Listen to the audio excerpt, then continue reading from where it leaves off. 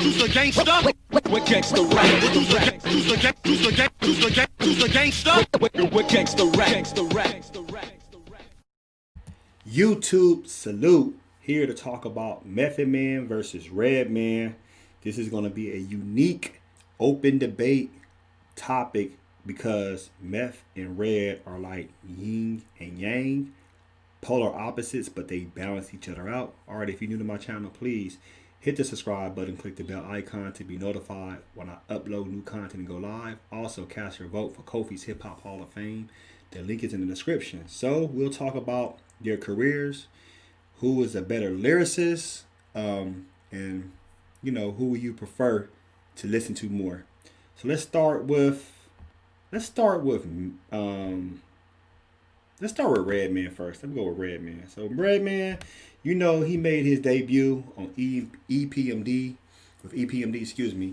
and from there he released his first album, What the Album, September 22nd, 1992. That album went gold, one of my favorite albums of all time.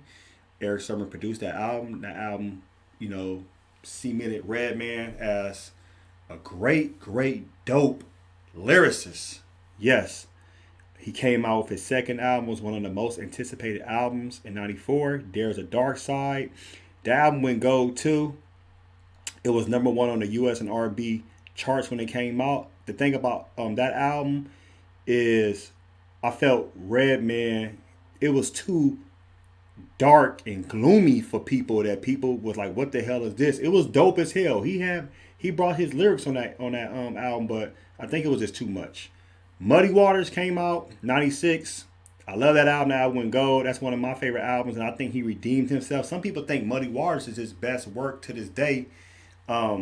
He almost went platinum with the album, but he didn't go platinum. But the album right there, great. 98, he released Doc's the Name. That album ended up going platinum. Another successful album for him. That album right there, did I like? It was cool. It wasn't the best work, but it was cool. Malpractice came out in 2001. I remember when that album came out. I was in the Navy. It went gold. The album was alright. It wasn't the best, but it was alright. In 2007, he released Red Gone Wild. The album didn't go platinum or gold. He released Reggie December 7, 2010. The album didn't do nothing. Mudface 2015. The album didn't do nothing at all. And he's currently trying to release Muddy Waters 2. Let's start with Meth.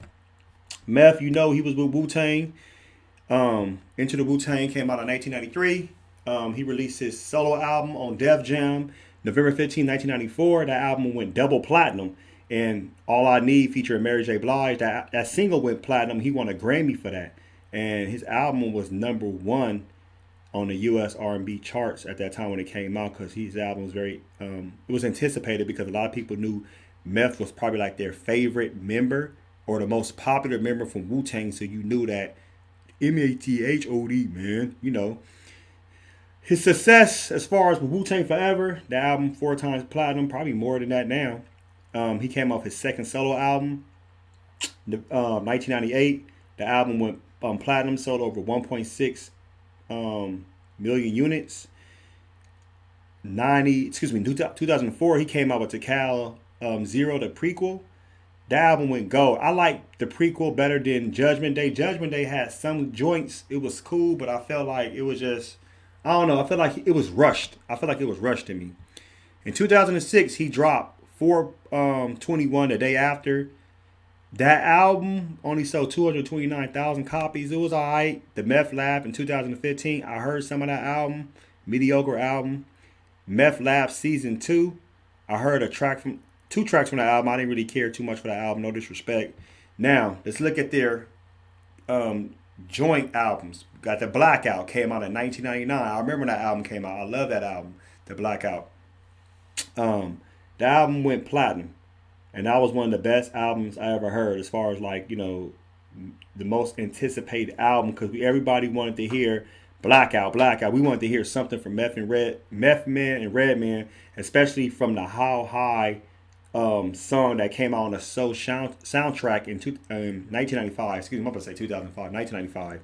So everybody was like, damn, when they going to drop that? So that album right there was great. How High had an album. but that was more like the soundtrack. The album with the album with soundtrack went platinum.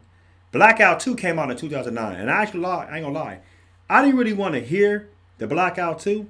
It only sold 147,000 plus copies, but that album was slept on.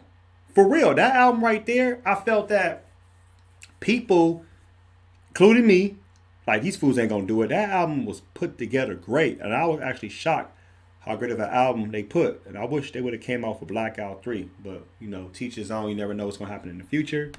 Now let's break down the styles. Method Man, he has this manicure type of flow. He's more mellow. Redman is bizarre, outlandish. It's like his style is really on a whole different type of lane. Like he invented his own type of style.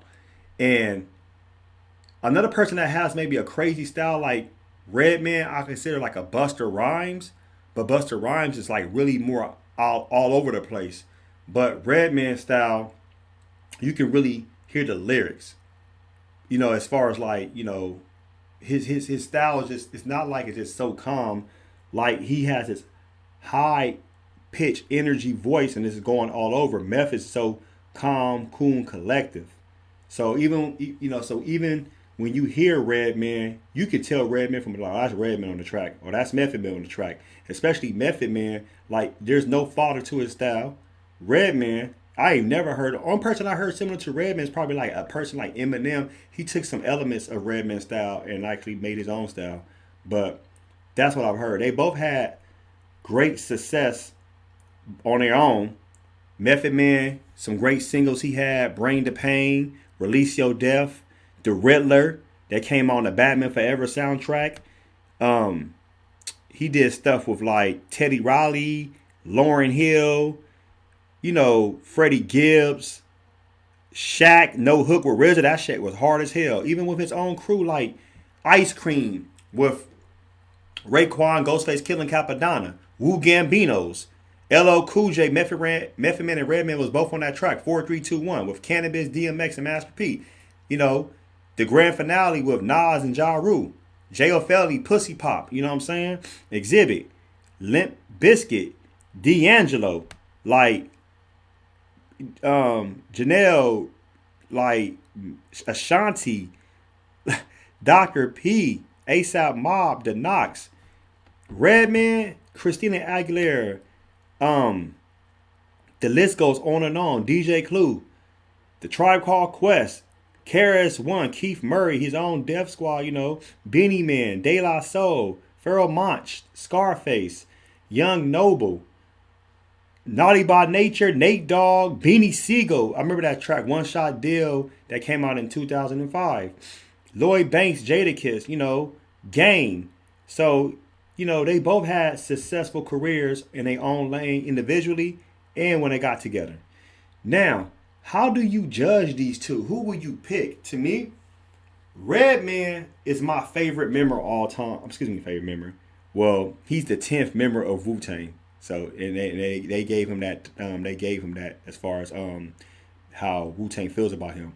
But Redman is one of my favorite rappers of all time. I've always liked his style. He's always inspired me. I always felt that he kept it real, kept hip hop, and he kept hip hop going. And I feel like he's one of the most underrated MCs of all time. Method Man, I always felt that he was tight. I always felt that he was always good as a being featured on somebody's album. I felt like when he was on a Wu-Tang album, he's always dope as hell. I felt like To Cal is a mediocre album. It's not the best album from him. It's good, but it's not all that. But I felt like him being featured on GZA album, Ghostface Killer album, Capadonna, ODB, albums like that. I felt like he was bringing it. He was actually showing his versatility. And I felt like when it came to his albums are good. Don't get me wrong, Meth got bars, but I felt like it was like missing something. I always felt that he was missing something. I feel like Redman has a better catalog than Method Man when it comes to solo albums. I do agree with that. Meth has more of the global success. I would say that. And I feel like him and Red together, you know, they balanced each other out as far as their group albums. But his success, because he's more of a, you know, the ladies' man, sex appeal. So it works that way with him. That's how I see it. And like I said, I would nod Red Man lyrically. I think he's a better lyricist than Method Man. And at the same time, I think he has a better catalog. Let me know what you think. Post your comments below. Hope smash Black Panther the like button. Subscribe to my channel. Click the bell icon to be notified when I upload new content and go live. If you'd like to support and donate to the channel, I have Patreon. Patreon.com/Kofi Universe, Venmo, Cash App, PayPal, Stream Apps. Everything's in the description. Until next time, peace.